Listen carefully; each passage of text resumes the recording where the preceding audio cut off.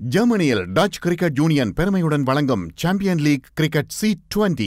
பலாலியில் இருந்து 72 ஆசனங்களுடைய விமான சேவையை உடன் ஆரம்பிக்க முடியும்.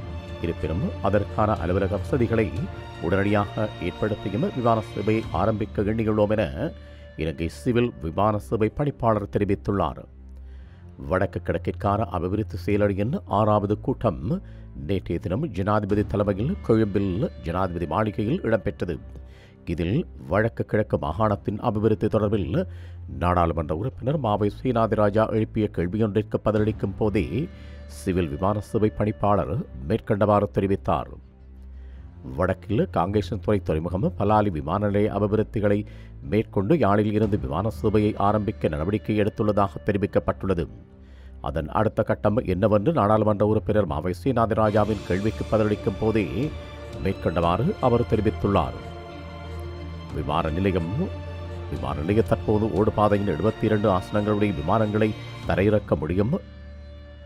என்னால் 72 ஆசனங்களுடைய விமானங்களை பயன்படுத்தி யாழ்ப்பாணம் கொழும்பு விமான சேவையை ஆரம்பிக்கும் வகையில் உடனடியாக அதற்கான அலுவலக வசதிகளை ஏற்படுத்தி அதனை அடுத்து பிராந்திய விமான நிலையமாகும் ஏற்பாடுகள் இடம்பெறும் எனவும் அவர் கூறியுள்ளார்.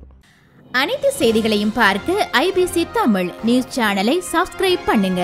உடனுக்குடன் செய்திகளை தெரிந்து கொள்ள வேண்டுமா? அப்போ கீழே இருக்கிற பெல் பட்டனை மறக்காம கிளிக் பண்ணுங்க.